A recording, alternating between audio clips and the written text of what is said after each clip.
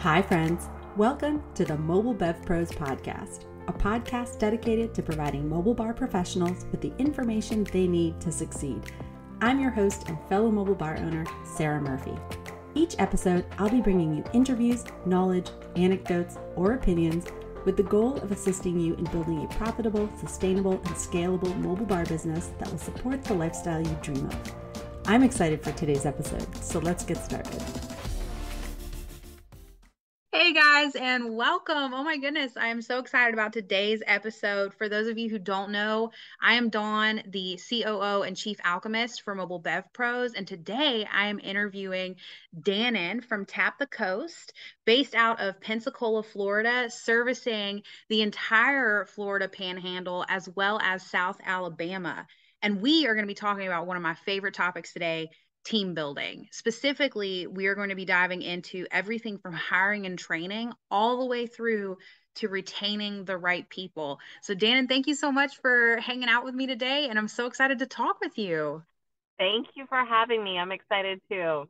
So Dannon, when we met on our alignment call for this podcast, I was really inspired by the way that you lead. To start it off, I really wanted to dive into the initial stages. So we're hiring, right? Hiring, of course, comes before training and then retaining. Can you tell me a little bit about your hiring process and what's important to you? Yeah, we have a couple of different steps. The question is always like, where do you find talent? That's where you have to start. So I will just say word of mouth has always been the best option for me in finding the right people. I have a real conversation with people who are saying, hey, my friend so-and-so, or I know somebody who I think would be great.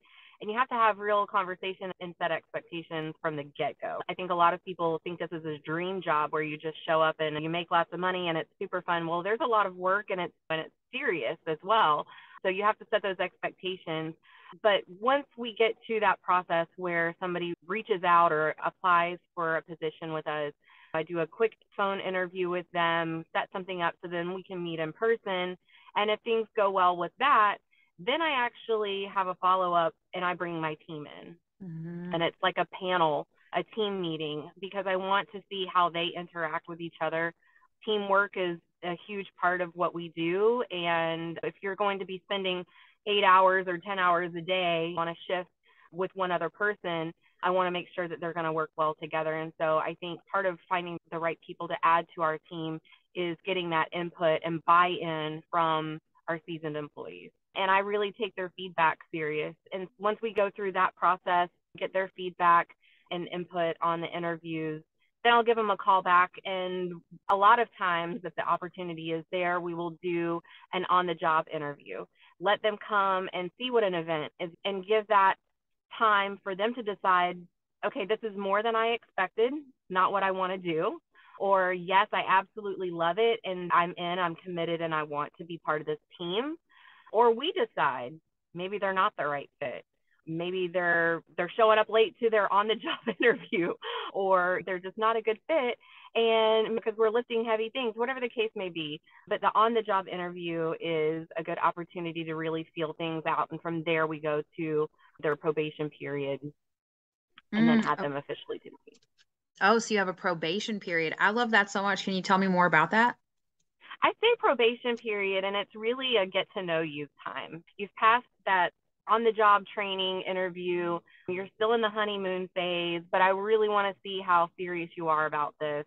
And so the next 30 days for us is a probationary period where we still get to decide whether this is a good fit for everyone. Yeah, I really love that. And earlier you mentioned your application process.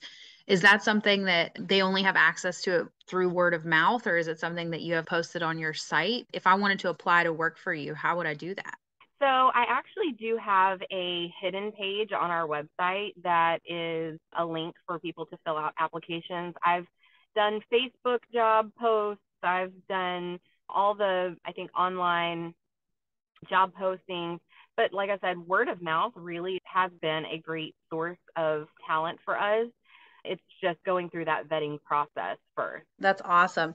And so when you're hiring, I really love that you are giving a voice to your team, because I think a lot of times people hire just to fill, they want warm bodies, I guess is the term. My background's in retail, and I've seen that do really terrible things where you have an awesome team and you bring somebody in who is not a good fit. Maybe they're a good fit for the role, but they're not a great fit for the team as well. And then it actually just ends up tearing that team apart. And then, of course, that blows your retention out of the water. So I love that you give a voice to your team in the decision-making process. Yes. Hard skills and soft skills, right? Both are important to be able to do the job, but you really have to have those people skills to work as a team. We'll talk, I think, more about this in a little bit, but I don't necessarily hire for experience. If I'm not there on site at a job, I want to know that this team has the ability to hook up the kegs and to pour the drinks and do all of the things, but personalities and the team mentality is not always something that can be taught. When you're hiring, what are you looking for? What are some key giveaways that this person is just not going to be right for the team or they're not going to be right for the job? And then what are some key giveaways that, like, we really love this person, we want more of them? I think you just have to sometimes go with your gut. Honestly, you have that initial feeling about a person when you meet them face to face, when you hear them talk, and you can see whether things are genuine. But, most importantly, I do ask about their past experience and if they have worked in the hospitality industry, what they think this job will require of them and how it may be different than what their experience has already been, what they loved about it, what they hated about it. Serving a beer is not something that is super difficult to do, right? I'm not going to say there's not a skill to it, but at the same time, you don't necessarily have to have 10 years of experience working in high-end resorts to be able to come and do an event for me. So I don't necessarily hire people for their experience in the food and beverage industry. And some people out there may be shaking their head and slapping their forehead, and she's crazy. This is completely wrong or different than what they do. This is just what has worked for my business. I don't necessarily hire for experience. I hire looking for the right personality and people who have the work ethic, which is hard to come by these days. People who actually want to show up and work, who are going to be committed to working as a team and have the ability to put in the time for an all-day event. There were always two questions that I really loved when I was hiring in retail. One was, tell me about your prior experience with your team or with a previous boss, because you can tell really quickly someone's disposition by how they respond to that. So if they immediately go into slamming a previous team or slamming previous leadership, then that person's probably not going to be the most positive fit for the role. Whereas if they go in and they're like, you know what, I really loved how so-and-so led me to do X, Y, and Z, and they start talking about positive experiences that they've had, I really love that. Not to say that they can't give me some negative feedback on previous roles as well, like if they had a hard time and they left a job, but people tell us with their words exactly what's going on. And so it's important, I think, to listen to that. And the other question that I really loved, what are your strengths and what are your weaknesses? Because right there in that question, I have seen people either display a level of vulnerability and transparency that I'm looking for that is really going to be healthy for having them on my team. I've also had people say they don't have any weaknesses, and that is a red flag. That's a red flag. That's a red flag. So I love those two questions because I think they give you a little bit of a deeper insight into the personality and the demeanor of the person that you're bringing on without them really knowing, because they're like, oh, she just wants to know what my strengths and weaknesses are. Well, I'm really great at X, Y, and Z, and I'm having a really hard time thinking of what my weaknesses are. And in that, I've seen on my end some people who have been brought onto the team who they think that they're better than the others. They're just in it for like promotion. They're willing to step on toes to get where they need to go. That's not something that's going to be conducive for the team environment. And so those two questions, I think, are pivotal in the hiring process. Absolutely. Yep. Moving into the training section of this, I think training is so important. And like you said, hard skills versus soft skills. So we're really hiring someone who has a positive outlook. They want to do the job. They want to be a part of your team. And so once you've found the right fit, what happens with training? So training is a little difficult without making someone feel overwhelmed, because how do you take someone who has no event experience or hasn't worked in the food and beverage industry before, but train them in a way that they feel comfortable and you can really test their abilities without really just like throwing them into the fire. Yeah. Really, I think the training for us is not so much about the event and how to set up the bar and execute.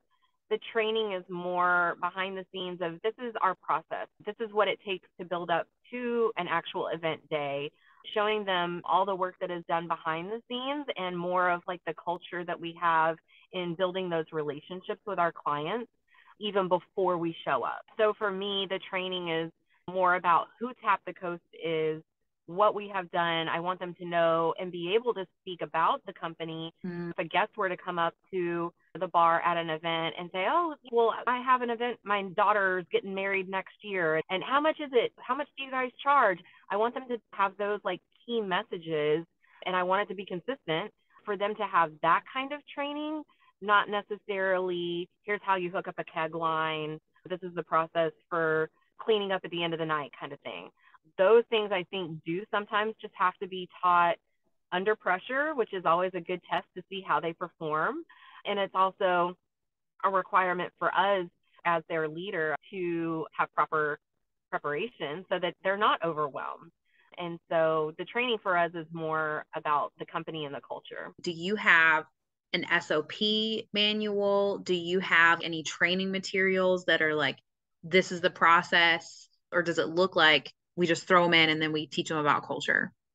I did draft an SOP or an employee handbook, spent some time with an HR professional to kind of go through some things, and she was incredibly helpful. Things that I never would have even thought about putting in there about harassment policies and all of those things, all of the HR stuff, which is just not my background. It certainly needs to be updated. I think it's one of those things that every now and then you need to go back and take a look and go, okay, well, let's cross through this and let's change that now. So I do have one. It's not something that I admittedly utilize to the level that maybe I should. I like spending that one-on-one time with employees, getting to know them during that training time. So yeah, I'm sure somebody out there probably on the MB.P membership site, there probably is some sort of resource that would be a good supplement to someone is looking to start a handbook for what that may look like. Well, I really love that you can breed consistency in your team by spending that one-to-one time. And I think that's even more important than having them read mindlessly through a manual because, I think there are studies done that people only retain 20% of what they read anyway. Whereas I think having one-on-one experience with your leader and having a hands-on training experience, right? You didn't just throw them to the wolves. You're actually there and you care. I think that's so important in team building, is showing people that you care about their success, because that gives them a reason to follow you to the ends of the earth. This past season in spring, I had 2 employees who we knew at the end of the season were moving on, and for great reason. That felt good as their leader to know that they were leaving to go on to better opportunities. This is a part-time job for everyone that works for me. It's a part-time job. And so whether they're in school, whether they have another full-time position or whatever the case may be, to know that they were moving on, but to great opportunities felt good. However, what I was so proud of is the fact that they finished the season with me. They could have put in a notice and said, hey, I'm out. I've got other things that I need to handle and I'm moving on to. But they were so bought into the TAP team culture that they didn't want to let, not just me, but they didn't want to let each other down and leave events unmanned, or they knew that those were events that they were scheduled for. The fact that they didn't let their team members down, our clients down, me, like, it was incredible to finish out that year and be so, so proud to know that they felt like it was important enough to them to still finish out the season. It was truly incredible, a great feeling. That's beautiful. And I think that takes us right into retention, because you had sent me a meme and it says, build a team so strong you don't know who the boss is. And I was really inspired when we spoke on our alignment call by how important it was to you to pass on your company culture so that people were so bought in that they did it because they loved it. They showed up for you and they showed up for each other because it was really a team environment. And that's way different than hiring from a temp service to fill a need and then never seeing that person again. And so Right. this is just an entirely different level of hiring and training. Can you tell me a little bit more about why retention is so important? And then we'll talk more about the methods you use to retain your staff. Well, retention is important from an operations standpoint because it's time consuming to invest in seeking out applications, the investment of time in the interview process, the training, like it's a huge investment. And so you want to make sure that you are spending the necessary amount of time to find the right person. The retention part of it comes through that process. You're definitely going to reduce your turnover by finding the right people that you feel are going to invest in your company and believe in what you're doing, not just viewing it as parties and whatnot. And I tell people all the time, like, what we do is serve beer and cocktails and what have you, but really what it's about is the people. And that's from the client's perspective, but also from my staff perspective. I want them to know that, like, I have their back if somebody makes a complaint or whatever. Like, I'm going to them first to get their side of the story, and I'm going to back my team 100%. When we had spoke on our alignment call, you mentioned how important it is to breed trust in the relationship with your teammates. And you had told me this wonderful story about how you had clients who would request your teammates to be on staff as opposed to requesting you. And one thing that we hear a lot from people who are trying to branch out and they're trying to hire staff, whether it be a general manager or it be bartenders, an assistant, whatever that looks like, one thing we hear a lot is if I'm not there to do it, then it won't be perfect. Like, how can I pass on what I'm doing to other people? And so I was really inspired by hearing you say that you were actually getting requests for your teammates to be there before you were getting requests for you to be on site. True story. True story. That's such a great compliment to receive as the leader of this business, to know that my clients love and connect with my team. And whether that's through social media or through other events that they may have met them at, or just in the planning process, I have a client, her title is our client experience specialist. And so she works on a lot of that behind the scenes planning to make sure all those details are in line and to reassure our clients that every detail is important and that we're going to make sure we have it right for them. And so, yeah, they'll be like, hey, is Alexa going to be my bartender, or is Tanner going to be, at my wedding? And at first I was like, well, what about me? And I thought, God, they don't even need me. They have connected with my staff and they have trust in these people to show up and do a great job. And I just thought that was incredibly powerful, that our team is doing such a great job. My team doesn't need me and my clients don't expect me to be there.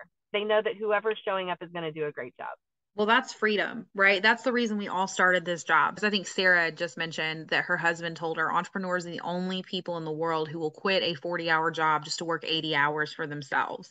And so the freedom comes when you can expand your team and you can start delegating those tasks and creating that sense of ownership for each person, that like they want to do a really good job and they want to participate in this beautiful like team network that I just see it like functioning so deliciously. And so I can absolutely see why this is huge for our listeners when they're having these moments probably right now where they're going, oh, I can scale and I can get to a place where I'm hiring and training in a way that enables me to take a Saturday off, even if I have several events, right? Yeah. There are times when you have 3 or 4 events going in one day, and I physically cannot be at all of them. There are also times when I have one event on a weekend, but it would be so nice to have that time with my daughter, or for me to have a chance to go out of town. And it's not a matter of I cannot be there. It's that my team doesn't need me. They have all the logistics handled. And I now feel confident that I can go and enjoy my weekend with family or friends or whatnot, and know that the job is still being done.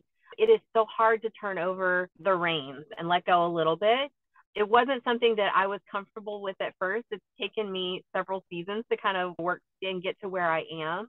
So if they're just starting out, know that again, it's finding the right people, but also giving them the freedom to take over, because what I've learned is I was setting up my own obstacles. And what I mean by that is I was telling myself, oh, I'm never going to find somebody who just wants to give me their weekend. Oh, I'm never going to find somebody who is going to do it the way I want it done. And everything may not be exactly the way that I would do it, but it's done well. And you have to become a little bit comfortable with letting, everybody have their own freedom to do things and know that it is going to be done well.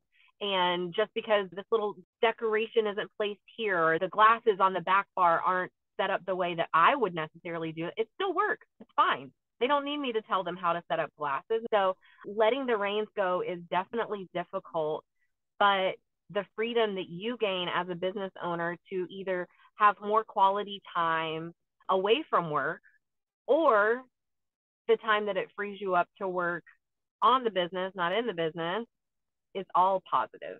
I just recorded a webinar for the members for the Academy. We're not releasing it until November, but about delegation and how important it is to give people ownership over what they're doing. If they feel like you're micromanaging and you're like, the glasses have to be set up exactly this way, or the whole thing comes crashing down, people don't perform well that way, especially because we work in a world full of adults. And adults want to have ownership. They will take the responsibility. They want to perform well. It's a matter of giving them a little bit of creative freedom, giving them the ability to do what works best for them, because they may be left-handed and you're right-handed and they need the glasses set up in a totally different way so that they can grab them faster from the opposite arm, whatever it is. I think it comes down to, I'm going to tell you what my standard is and what my expectations are, and then you handle it. What's here for you is not the same necessarily that is in my mind, but it doesn't mean that just because we do it differently that it's wrong. I'm just going to expect it to be done. Things have to be clean, they have to be neat, they have to be aesthetically pleasing and all of those things, but however works for you works for you. Oh, I love setting standards and expectations. That's so pivotal, even in the training phase, but like also maintaining those as things go along, and knowing your standards and expectations makes it easier for your team to perform, I feel. And you even mentioned that at times they'll send you home, that you'll show up to an event and they'll be like, Dannon, we don't need you. You go home. And I love that they want that work-life balance for you. I love that you have a team that feels so supported that they then are able to reciprocate that support and give you support when you need it. And that is exactly what that meme that I sent you, that is exactly what I mean by that. Build a team so strong that no one knows who the boss is. When they start sending you home, they're the boss. Yeah. It's seamless though, and I love that. This has been really wonderful. Are there any last minute tips that you have around hiring, training, or retaining that you want maybe somebody who's new to the industry, or someone who's maybe they're not new, but they've gone a couple seasons and they're burnt out, they can't do it all themselves? Is there anything else that you really want them to know? So I think what's most important is being transparent with your team, but also showing them that you are going to work just as hard as you expect them to work. There are days that I will show up to work and I'm going to sweat just as much as you. Yeah. I promise you, I won't expect you to work any harder than I do or any longer than I do. Just showing them that you are willing to put in just as much effort and work alongside of them, whatever that may be. I think that's important for your team to see, that you're not just sitting in the office and making phone calls, sending emails, and setting expectations for them to go out and do all the work. You're going to show up too. And I think that whenever you show them that, they see you as a true leader, and being transparent about here's where we're at and what we need to do, giving them the ability to give you feedback, even as your boss. Hey, what am I doing right? This is a question that's on all of our event forms. After each event, when they turn in their time, there's a question on the form that says, did you have all of the tools you needed to do your job well? I want to know, is there something that we can change in our process to make your job easier? We meet every Tuesday to go over events, and those are always questions. We recap what went right and what didn't go right from the previous events. And so being transparent with them, giving them the ability to give you feedback, and like I said, and showing up to show them that you're going to work just as hard as you expect them to. Those all are keys to success. I think it's so important to give people opportunity to give you feedback. I think everything that you just said there could be its own podcast, and maybe one day it will be, around being a boss versus being a leader, because those two words for me carry very different energies. Being someone's boss is, we've all seen the memes on LinkedIn, Yeah. the one like pointing his finger, telling them where to go, versus the leader who's like pulling with his team. Yeah. And Yeah. that again gives people such a sense of belonging to the team when they're not just being told what to do, they're being shown what to do. They're being shown that you're not afraid to get dirty and take the trash out, just like they have to get dirty and take the trash out. That's part of what you're doing. And you're so right. When you're just sitting in the office sending the emails, that creates, I think, a distance between boss and employees. And then there's no sense of ownership. There's no sense of teamwork. And those people will not follow you to the ends of the earth and do, whatever you need, because those people are probably starting to resent you in the air conditioner when it's especially you guys are in Florida, so it's probably really hot out there. And real quick, as we're in this like ending stage here, you had mentioned on our alignment call about investing in your team even though they're part-time. Can you tell me more about that? Yes. One of the things that I truly believe in is personal and professional development. And one of the ways I think you can be a great leader is investing in your team without selfish intention. What I mean by that is, I know, for example, my client experience specialist, Alexa, she is a part-time employee. This is not a career for her. This is where she is right now, but she's willing to give her all and pour in to tap the coast. And so I want to make her the best that she can be now, but also believe in her ability to be better in the future. So we've gone to leadership conferences together. I've given her opportunities to attend personal and professional development meetings and brought her into shadow along with me in like entrepreneurial roundtable meetings that we have. I give her every single opportunity, and I would do the same for any of my employees that had an interest in it. I give them every opportunity to develop themselves as future leaders, because I believe that they are worth it. Even though they're here for me right now, just part-time, that's something I believe, an investment that you get an ROI on that is just immeasurable. This gives me butterflies in my belly. As somebody who has led so many teams, I cannot tell you the level of appreciation I have for you right now voicing, and I hope our listeners can feel this as well, voicing how important it is to invest in your staff and invest in your team and invest more so. It's because it's not just buying them swag. Oh, here's a t-shirt, right? Investing in them and their development. The words that are coming are like buy-in, right? For the listeners, can you imagine how invested someone on your team is to perform well for you, for the rest of the team, for your brand, by knowing that you've invested in their success in ways that may not even impact the role that they currently have, but are going to impact them for their entire lifetime. So Alexa's going to be able to walk away with leadership training that will impact her in future endeavors. And like you said, it's about being selfless and developing your team in a way that benefits them. And I just see you as the epitome right now of leadership, because leaders don't create followers. Leaders create more leaders. And I think that's exactly what you're doing when you're giving Alexa opportunities like this, or other people on your team. Yep, absolutely. If there is an opportunity for someone to spend an hour with one of your staff members at a local entrepreneurial conference or leadership conference or whatever that opportunity may be, take it. Invest in them, because whenever I see her posting on social media, I love my job, I love what I do, just enjoying the experience and the exposure that she has through me to be able to attend those types of events, your return on investment there is tenfold. I mean, like, it really is immeasurable. It makes you so proud. Ah, that's delicious. I love it.